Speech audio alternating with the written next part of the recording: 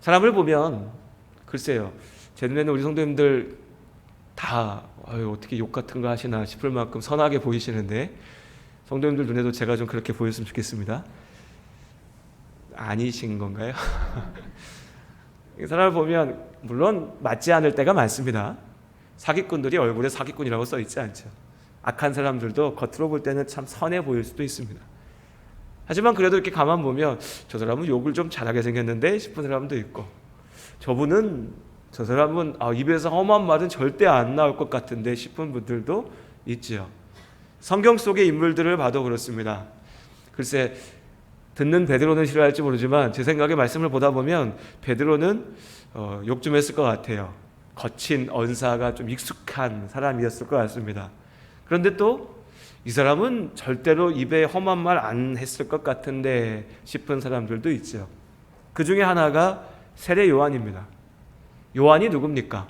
세례 요한은 그야말로 광야에 나아가서 오직 하나님 앞에 온전케 서기 위하여서 자신의 인생을 드렸던 수도자, 극단적일 만큼 경건의 삶을 추구했던 하나님의 사람입니다.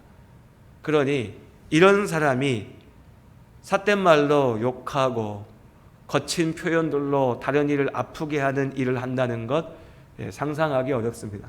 그런데 오늘 말씀 가운데 이 세례 요한이 큰 소리로 외치고 있습니다. 독사의 자식들아. 이 말은 분명하게 욕설입니다. 오늘 사전에 등장하는 말처럼 다른 이를 무시하고 모욕하며 그를 저주하는 말이지요. 독사의 자식들아. 우리가 생각하는, 우리의 머릿속에 떠오르는 그런 욕입니다. 그런데 더 아픈 것은 뭐냐면요, 더 뼈저리게 다가오는 것은 우리가 흔히 욕할 때 그냥 거친 말을 가지고 저 사람 기분 나쁘게 하려고 하는 욕이지, 그 욕설의 내용과 의미가 중요한 건 아니지 않습니까? 그런데 오늘 세례 요한이 던지는 이 말, 독사의 자식들아 라고 던지는 이 말은 그저 기분 나쁘라고 아무렇게나 내뱉는 말이 아니라, 듣는 사람에게 그 표현도 기분 나쁘지만 그 말의 내용도 듣는 이들의 그 본질에 대한 선포이기 때문에 더욱 아프고 괴로운 것이 됩니다. 독사의 자식, 뱀의 후손. 창세기 3장에 우리는 하나님께서 아담과 하와를 유혹하여서 죄 가운데 무너지게 만든 뱀, 그 뱀의 후손에게 던지시는 저주의 말씀을 기억하고 있습니다. 요한은 오늘 세례받기 위하여 그의 앞에 나오는 무리들에게 너희가 독사의 자식이라고 외치고 있는 겁니다. 그냥 기분 나쁜 욕이 아니라 너희가 하나님의 대적자이고 사단의 후손으로 하나님의 일을 가로막는 자들이라고 말하고 있는 거죠. 그러니 이 얼마나 무서운 말이고, 또 듣는 이의 입장에서 이 얼마나 기분 나쁜 말이겠습니까? 마태복음 3장의 말씀에 보면 오늘 누가복음 3장과 동일한 사건을 전하고 있는데, 특별히 세례 요한이 이렇게 독사의 자식들아 라고 외칠 때에 그 대상이 바리새인과 사두개인, 많은 바리새인과 사두개인들이 세례 요한이 회개하라 선포하며 세례를 베풀었던 그 자리에 나와서 그 앞에 섰다. 그리고 그들을 바라보면서 요한이 독사의 자식들이다 라고 외쳤다라고 얘기합니다. 그런데 그렇다면 세례 요한은 이 바리새인들과 사두개인들만 특정해서 독사의 자식들이라고 비난하고 욕하고 있었던 것일까요? 그런데 오늘 누가복음 3장의 말씀은 분명하게 단지 바리새인과 사두개인들만이 아니라 세례받기 위해서 나오는 모든 무리들 앞에서 요한이 그렇게 말했다라고 전하고 있습니다. 또 설령 바리새인들과 사두개인들에게만 그렇게 말했다 한들, 그럼 왜 그들이 그렇게 욕먹어야 했을까요? 그들도 세례받고자 요한 앞에 나와왔는데, 혹은 그들의 진심이 세례받고 싶어서 온 게 아니라 저 세례 요한이 지금 뭐하고 있는지 우리가 가서 좀 보자, 세례받는 사람들이 왜 저기 모여 있는지 보자라고 구경하기 위해서 나왔다 한들 왜 그들에게 이렇게 심하게 욕을 했을까요? 비난했을까요? 그렇지 않습니까? 누가 예배드리러 왔는데 예배드리러 온 성도들에게 욕하면서 비난하진 않지 않습니까? 또 꼭 예배드리러 오지 않다 한들 그냥 교회에서 뭐하나 구경하기 위해서 온 사람들이 예배당 문 밖에 서 있다고 해서 목사가 나아가서 그런 사람들에게 욕하면 안 되겠죠. 그런데 오늘 세례 요한은 왜 바리새인들과 사두개인들에게 또 나아가서는 그 자리에 나온 모든 사람들에게 이토록 무서운 말로 너희가 사단의 후손이다, 너희가 사단의 졸개들이고 하나님의 대적자들이다 라고 비난하고 있는가? 요한은 이들에게 무언가 분명한 잘못을 보았고 그 잘못을, 그 죄악을 지적하고 싶었던 것 같습니다. 바리새인들과 사두개인들은 이러한 잘못을 저지르는 자들의 대표격이었겠죠. 그러니 그들의 이름을 앞세워서 독사의 자식들이라 라고 말했던 겁니다. 그럼 그들의 잘못은 무엇일까? 그들의 문제는 무엇이었을까? 우리가 말씀 가운데 그것을 보아야 할 겁니다. 바리새인들과 사두개인들은 당시 유대 사회에서 종교 정치의 지도자들이었습니다. 사회 전반에 있어서 권력을 휘두르고 기득권을 누리던 사람들이었죠. 그렇다고 마냥 우리 눈에 추하고 더럽고 악한 자들이다 라고 생각하시면 안 됩니다. 우리가 정치인들 보면서 저것들 다 썩었어 라고 이야기하듯이 그렇게 가볍게만 이야기할 수 있는 사람들은 아니었다는 거죠. 왜냐하면 이들은 하나님의 말씀 가운데 정통한 사람들이었습니다. 성전에 하나님 앞에 드리는 그 예배, 제사를 주관하는 자들이었고 유대 사람들 가운데 같이 살면서 그들 앞에서 경건한 행실이, 율법의 말씀들을 지키는 것이 얼마나 중요한지 강조하는 사람들이었습니다. 그들 자신도, 특히 바리새인들은 하나님의 말씀 앞에 정말 내 삶 속에서 그 율법의 규정들을 하나하나 지키는 것에 모든 것을 다 던지는 그런 사람들이었습니다. 그러니까 유대인들 가운데 하나님 앞에 구원받을 만한 사람이 누가 있을까라고 얘기할 때 그 당시 유대인들의 기준으로는 이 사두개인들과 특히 바리새인들이야말로 그 구원받을 자리에 가장 앞에 있을 그런 사람들이었던 겁니다. 그런데 온갖 무식하고 가난하고 병들고 세상에서 모욕당하고 죄인이라고 천하다라고 소외당하는 모든 사람들에게 세례를 베풀었던 세례 요한이 유독 유대 사회에서 존경받고 인정받고 하나님께 가장 가까운 자리에 있었다라고 이야기하는 이 사두개인들과 바리새인들의 이름을 앞에 내세우면서 너희가 독사의 자식들이라고 질책하는 것은 당시 유대인들이 가지고 있었던 상식에서는 벗어나 있었던 겁니다. 오늘 세례 요한이 그들을 비난하고 그들을 공격하는 것은 무엇보다 그들이 회개의 자리에 나오면서도 진실하지 않았다라고 하는 것입니다. 세례 요한이 회개하라, 죄악에서 돌이키라 라고 외치는 그 자리에 나오는 바리새인들과 사두개인들, 나아가서 이 자리에 나온 그 모든 무리들, 그들의 모습은 겉으로는 세례받으러 나오는 사람들이었습니다. 요한 앞에 나와서 세례받기를 원했습니다. 하나님 앞에 서기를 원했죠. 하나님의 이름을 부르는 사람들이었습니다. 그러니 겉으로 볼 때는 문제가 없었죠. 그러나 요한은 그 형식의 모습이 아니라 그들의 마음의 중심을 보았습니다. 그 마음 가운데 진정한 회개가 없다는 것이었죠. 그것을 어디에서 볼 수 있느냐? 이어지는 8절의 말씀에 우리 함께 3장 8절 말씀 읽겠습니다. 그러므로 회개에 합당한 열매를 맺고 속으로 아브라함이 우리 조상이라 말하지 말라. 내가 너희에게 이르노니 하나님이 능히 이 돌들로도 아브라함의 자손이 되게 하시리라. 회개하며 세례받고자 나오는 그들의 마음의 중심에 그래도 우리는 하나님의 사람이야. 그래도 나는 하나님의 택함 받은 민족이야. 나는 아브라함의 자손이야 라고 하는 생각이 뿌리 깊게 박혀 있었다는 거죠. 요한은 그 본질을 보았습니다. 특권의식이죠. 내가 죄인이라고 얘기하면서 여기 와서 회개하고 세례받지만 그래도 나는 세상의 저 많은 죄인들과는 달라. 나는 하나님의 사람이야. 나는 구원받을 거야. 나는 사두개인이야. 나는 바리새인이야. 나는 의로운 사람이야. 바리새인들이 왜 세례받으러 나왔을까요?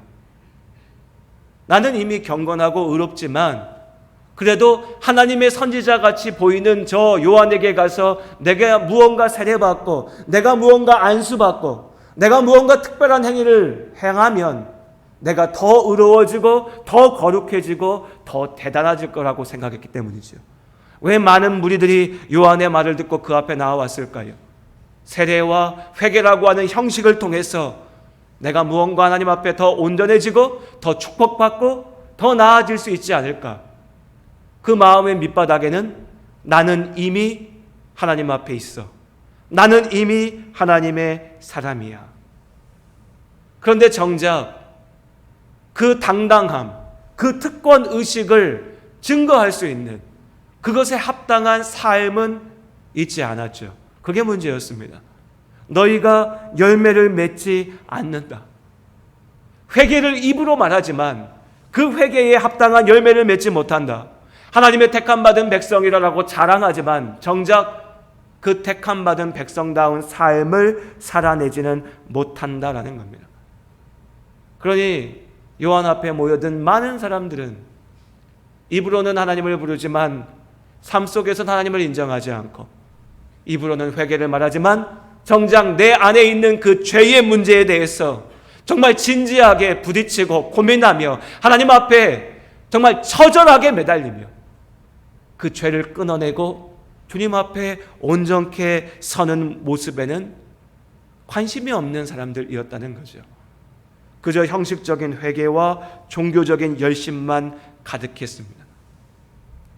그 위선의 모습, 그 거짓의 모습을 보면서 오늘 요한이요 그들에게 독사의 자식이다, 뱀의 후손이다, 하나님의 대적자다 라고 말하고 있습니다. 그리고 이어지는 말씀에 보면 예수님께서 세례 요한에게 나오십니다. 무리들이 요한 앞에 나와왔던 것처럼 예수께서도 요한에게 오십니다. 그리고 내가 세례받겠다라고 말씀하시죠. 세례 요한이 펄쩍 뜁니다. 마태복음 3장 14절의 말씀에 보면요, 주여 내가 당신께 세례를 받아야 될 텐데 어떻게 당신이 나에게 오십니까? 라고 말합니다. 예수님께서 오시기 전에 오늘 누가복음 3장에도 기록되어져 있는데 세례 요한이 증거하죠. 내가 지금 물로 세례를 베풀지만 내 뒤에 오실 이 온전하게 우리의 죄를 용서하실 그분께서 불과 성령으로 우리에게 세례를 주실 텐데 너희가 그것을 받아야 된다라고 말씀하십니다. 그러니까 오직 물로 형식으로서 입으로서 거룩하다 말하고 싶었던 많은 무리들에게 너희가 독사의 자식이라고 이야기했던 그 요한이 이제 내 뒤에 오실 그리스도께서 주실 불과 성령의 세례 가운데 너희가 온전케 될 수 있다라고 선포할 때 예수께서 요한에게 오신 것이죠. 그리고 요한에게 세례받겠다 말씀하십니다. 요한이 만류하였지만 예수님께서는 이것이 합당하다라고 말씀하시죠. 그리고 그때 요한이 예수님께 세례를 베풉니다. 그리고 마태복음 3장 17절에 하늘로부터 소리가 있어 말씀하시되 이는 내 사랑하는 아들이요 내 기뻐하는 자라 하시니라. 하나님께서 예수 그리스도가 하나님의 아들이시며 하나님께서 보내신 구원자이심을 확인하십니다. 그러니 어떻습니까, 여러분? 오늘 이 누가복음 3장 그리고 마태복음 3장에 이야기하고 있는 이 말씀들 속에서 우리는 창세기 3장에서 말씀하셨던 뱀의 후손, 사단의 자손들과 그리고 여자의 후손, 하나님께서 우리를 구원하기 위하여 보내실 하나님의 아들 그리스도를 봅니다. 독사의 자식들이 있는 자리에 하나님의 아들께서, 하나님께서 임하셨습니다.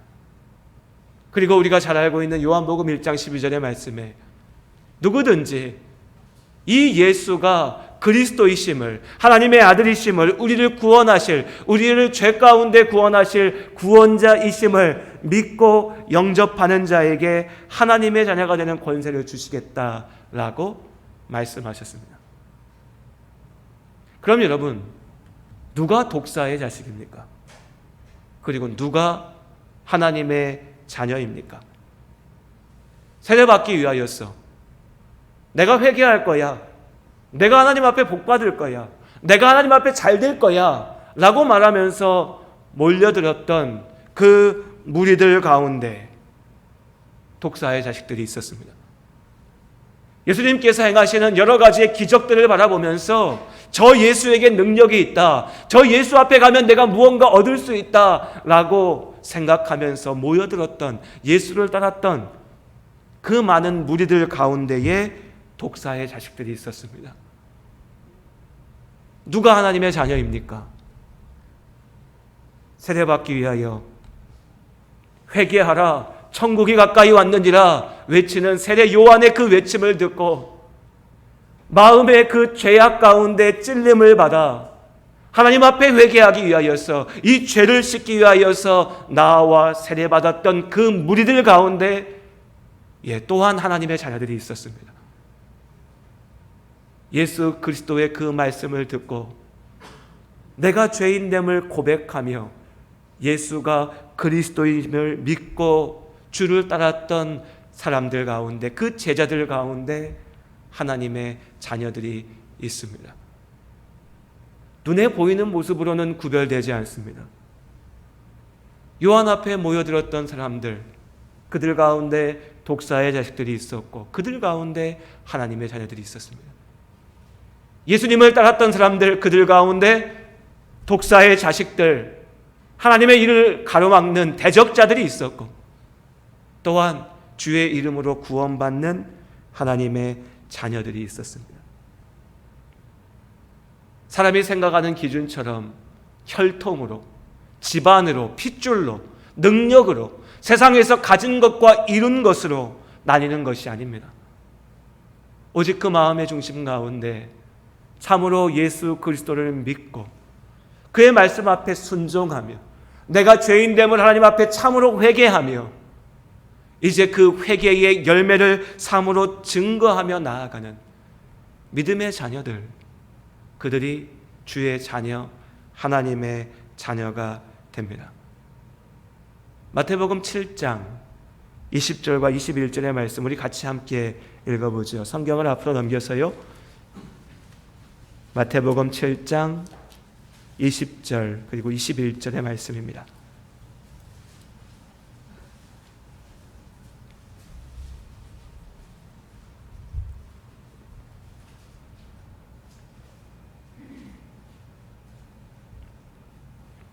우리 함께 한 목소리로 20절, 21절 읽도록 하겠습니다. 이러므로 그들의 열매로 그들을 알리라. 나더러 주여 주여 하는 자마다 다 천국에 들어갈 것이 아니요 다만 하늘에 계신 내 아버지의 뜻대로 행하는 자라야 들어가리라. 아멘. 오늘 우리는 어떻습니까, 여러분? 누가복음 3장의 이 말씀, 마태복음 3장의 이 말씀을 보면서 어쩌면 우리는 그래, 저 인간들은 독사의 자식들이야, 저 바리새인들은, 사두개인들은 악한 자들이야, 저 생각 없는 무리들은 하나님 앞에 구원받을 자격이 없는 모자란 자들이야 라고 이야기하면서 세례 요한의 곁에 서서, 예수님의 곁에 서서 비난하고 손가락질하고 정죄할지 모릅니다. 우리는 특별하다고, 나는 괜찮다라고요. 그런데 그거 아십니까? 2000년 전에 바리새인들이 정확히 그렇게 했던 겁니다. 예수님 앞에 섰던 사두개인들이 정확히 그렇게 주장했던 겁니다. 우린 제사장의 자손이야. 우리가 성전 예배의 주인이야. 우린 거룩한 자들이야. 우린 율법을 다 지키는 사람들이야. 우린 특별하게 선택받은 사람들이야. 그러나 그렇게 주장했지만 그들의 삶에는 어떠한 열매도 없었습니다. 그래서 세례 요한은 바로 그들을 바라보면서 너희가 하나님의 대적자고 너희가 사단의 자손들이라고 그들 앞에 선포하고 있는 겁니다. 어느 순간 우리도 그 바리새인과 그 사두개인의 모습으로 만들어져 가고 있는지 변해가고 있는지 모릅니다. 내가 교회를 얼마나 오래 다녔는데, 내가 예수 믿은 지가 얼마나 오래됐는데, 내가 교회 가운데 얼마나 열심으로 섬겨왔는데, 내가 성경을 얼마나 잘하는데, 내가 얼마나 하나님 일에 열심을 다하고 살아왔는데, 온갖 모습들을 가지고서 우린 스스로에게 면죄부를 줍니다. 스스로 정당화하지요. 내가 이만큼 했으니까 나는 구원받아 마땅해. 내가 이만큼 했으니까 나는 괜찮아. 하나님도 나를 버리지 않을 거야. 그렇게 눈에 보이는 것들, 내가 쌓아온 것들에 의지하고 매달리는 순간 내가 입으로 말하는 회개 가운데 진실함이 사라지고 내가 부르는 그 주여라고 하는 외침 가운데 더 이상 하나님의 이름이 없게 되는 겁니다. 그때 우리는 주여 주여 외치지만 정작 하나님께서는 네가 누구냐? 어쩌면 우리에게 내가 독사의 자식이다 라고 말씀하실지도 모릅니다. 그렇기에 오늘 이 말씀 앞에 우린 너무나 무겁게 서야 합니다. 나는 참으로 회개하고 있는가? 나는 참으로 예수 그리스도를 믿는 자답게 살고 있는가? 내가 참으로 예수님을 쫓아 나아가고 있는가? 누가복음 3장의 말씀으로 돌아가면 이제 요한이 던지는 이 뼈아픈, 어떻게 생각하면 정말 기분 나쁘기도 하고 괴롭기도 하고 무섭기도 하고 내가 정말 그러면 어떡하지? 라고 하는 이 말을 듣고 난 다음에 3장 10절에 무리가 물어 이르되, 욕먹었던 그 사람들입니다. 요한이 독사의 자식들아 라고 했던 그 말을 들었던 그 무리가 요한에게 묻습니다. 그러면 우리가 무엇을 해야 됩니까? 우리가 무엇을 해야 될까요? 사실 여기서부터도 갈렸겠죠. 어떤 사람들은 요한의 말을 듣고 기분 나빠서 돌아가 버렸을 겁니다. 귀를 닫았겠죠. 지가 뭔데 우리에게 독사의 자식이라고 해? 바리새인과 사두개인이 그렇겠죠. 선택받은 나에게, 경건하게 사는 나에게 어떻게 하나님의 대적자라고 욕할 수 있는가? 돌아가 버렸을 겁니다.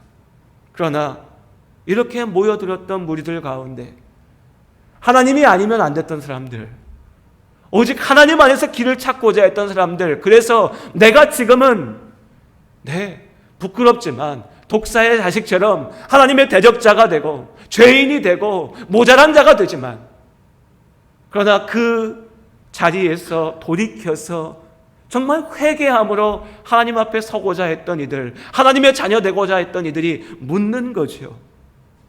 우리도 물어야 되지요. 우리가 무엇을 해야 됩니까? 어떻게 해야 됩니까? 우리 누가복음 3장의 말씀으로 다시 돌아가서 같이 읽어볼까요? 3장 11절부터 14절까지의 말씀, 요한의 답을 함께 읽어보겠습니다. 우리 함께 11절부터 14절까지 우리에게 주시는 답으로 생각하고 함께 말씀을 읽습니다. 함께 읽겠습니다. 대답하여 이르되 옷 2벌 있는 자는 옷 없는 자에게 나눠줄 것이요 먹을 것이 있는 자도 그렇게 할 것이니라 하고, 세리들도 세례를 받고자 하여 와서 이르되 선생이여 우리는 무엇을 하리이까 하매 이르되 부가된 것 외에는 거두지 말라 하고, 군인들도 물어 이르되 우리는 무엇을 하리이까 하매 이르되 사람에게서 강탈하지 말며 거짓으로 고발하지 말고 받는 급료를 족한 줄로 알라 하니라. 아멘. 어쩌면 물어봤던 이 사람들 대단한 걸 기대하면서 묻지 않았을까요? 저 바리새인들도 사두개인들도 죄인이라고 저렇게 무섭게 외친 세례 요한이, 그럼 이제 약하고 천하고 부족하고 죄인된 우리에게는 얼마나 엄격하고 대단한 것을 얘기할까라고 생각했을 겁니다. 그 어려운 것 한번 도전해 보겠다라고 물었겠죠. 그런데 요한은 뭐라 얘기합니까? 옷 2벌 있으면 옷 없는 자에게 한 벌을 줄 수 있느냐? 너희 앞에 먹을 것이 풍성하게 있으면 그것을 없는 이들에게 나눌 수 있느냐? 죄인이라고 손가락질 받던 세리들이 와서 우리도 회개하고 세례받고 싶습니다라고 말하니까 그들에게 말하죠. 너희가 부과된 것, 합당하게 거둬야 되는 것 외에는 거두지 말라. 이 당시 세리들이 욕먹었던 이유가 정해지고 합당한 세금을 넘어서 내 뱃속을 채우기 위하여서 온갖 것들을 끄집어다가 세금이라는 이름으로 다 빼앗아 갔거든요.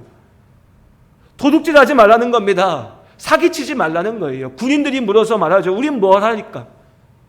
군인들이 창칼을 든 사람들 아닙니까? 공식적으로요. 오늘날이야 그럴 일 없지만 이 당시에 창칼 든 사람은 그게 힘이죠. 말 안 들으면 당장에 칼을 휘두를 수 있으니. 그러니 그 힘을 가지고서 약탈하고 사람들을 괴롭히고 힘으로 짓누르고 더 가지려고 하고 했던 것들. 요한 뭐라 얘기합니까? 강탈하지 말고 거짓으로 고발하지 말고 너희의 자리와 힘과 지식과 네가 가진 것을 가지고 사람들을 짓밟고 빼앗고 괴롭히지 말고 너희에게 주신 것들을 합당하다 여기면서 살라. 당연한 거죠. 어찌 보면 당연한 겁니다. 그런데 그 당연한 것들을 하지 못합니다. 죄를 저지릅니다. 그런데 그 죄를 적당한 회개라고 하는 이름으로 넘어가려고 합니다. 요한은 대단한 것을 이야기하지 않았습니다. 소박한 거죠. 구체적인 겁니다. 우리 삶 속에 내가 너무나 당연하게 해야 되는 것들, 할 수 있는 것들, 그러나 죄로 인하여서 하지 않는 것들, 그저 넘어가는 것들, 타협하는 것들, 그렇게 우리 삶 속의 작은 자리에서 죄와 싸워서 이기라고 말합니다. 여러분 참으로 회개하십니까? 회개하셨습니까? 회개하며 살고 계십니까? 거창하고 대단한 것들을 가지고 회개하는 게 아닙니다. 주의 영을 구하면서 놀라운 것들을 가지고 내 인생이 한순간에 바뀌는 게 아닙니다. 내가 숨쉬며 살아가는 그 삶의 자리 순간순간에서 바로 그 자리에서 하나님의 자녀답게 살아가는 겁니다. 참된 회개는 예배당에 와서 죄책감에 사로잡혀서 한숨 쉬고 앉아있는 것으로 적당히 넘어갈 수 있는 게 아닙니다. 그저 교회에서 회개합니다라고 말하면서 소리쳐서 눈물 흘리면서 기도하고 끝나는 것이 아니라는 겁니다. 진짜 회개는요, 예배당에서만 있는 게 아니라 내 삶으로 돌아가서 그 삶 속에서 증거되어지는 겁니다. 삶의 열매죠. 합당한 회개의 열매를 맺을 때에 그때 우리가 나의 믿음을 이야기할 수 있고 그 믿음을 보시고 하나님께서 우리를 하나님의 자녀라 안아주시고 지켜주시고 축복해 주실 것을 또한 믿습니다. 주 안에 사랑하는 우리 모든 성도님들, 물의 세례 가운데 멈추지 마시고 우리 안에 주시는 성령의 은혜를, 성령의 인도하심을 쫓아 나아가시기를 주님의 이름으로 축복합니다. 하나님께서 우리로 죄와 싸워 이길 수 있는 능력을 주심을 믿습니다. 구체적인 자리 가운데 싸우십시오. 이기십시오. 하나님께서 이기게 하십니다. 우리에게 이미 능력을 주셨는데 왜 우리가 주저하며 무너져 있습니까? 입으로만 말하는 회개 가운데 멈추지 마시고 삶의 작은 자리 가운데 주님을 쫓아 나아가는 우리 모두가 될 수 있기를 원합니다. 삶의 합당한 열매를 맺으시기를 주님의 이름으로 축복합니다. 한 주간을 살아내고 우리 다음 주일에 만나는 그 시간에는 우리 함께 기도할 때 여전히 회개의 제목들도 있겠지만 하나님, 그래도 내가 성령의 은혜로 이렇게 나아가서 삶의 열매를 맺었습니다. 예수 믿는 사람답게 살아냈습니다. 감사합니다. 라고 고백하며 기도할 수 있는 우리 모두가 될 수 있기를 주님 안에 소원합니다. 함께 기도하시겠습니다. 하나님,